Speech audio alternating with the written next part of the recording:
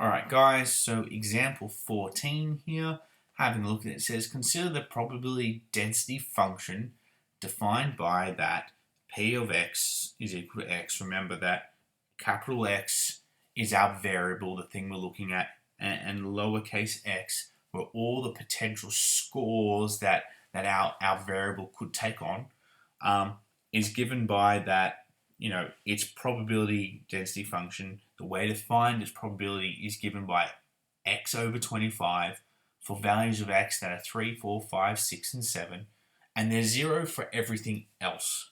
Remember, the reason is that there's 0 for everything else is because we only want the numbers 3, 4, 5, 6, and 7 to occur within our experiment. Does this PDF, this probability density function, represent the distribution for a discrete random variable? So to answer this question, we need to check off our 3 checklists. So does it only contain numerical values? Well, 3, 4, 5, 6, 7, numerical, winning. Does the sum of all our probabilities add together to give 1? Well, because it's x over 25, for it to equal 1, 3 over 25 plus 4 over 25 plus 5 over 25 plus 6 over 25 plus 7 over 25, well, that needs to equal 1.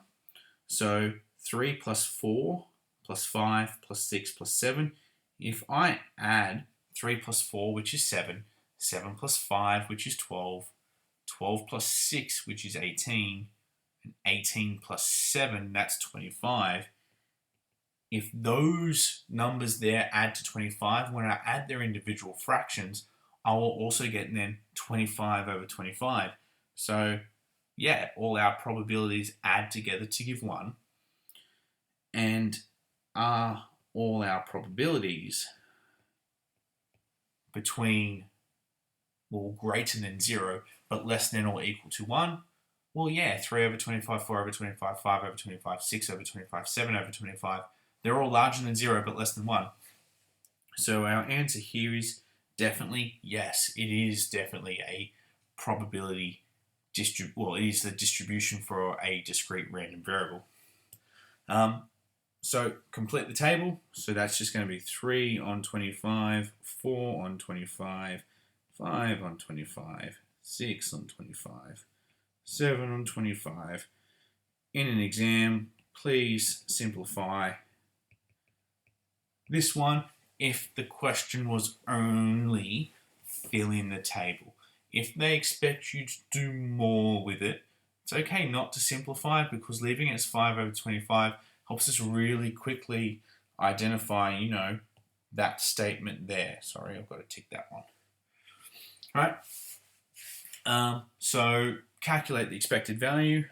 Well, the expected value is just the sum of, so I need to go of all the scores multiplied by their probabilities. 4 times 4 over 25 plus 5 times 5 on 25 plus 6 times 6 on 25 plus.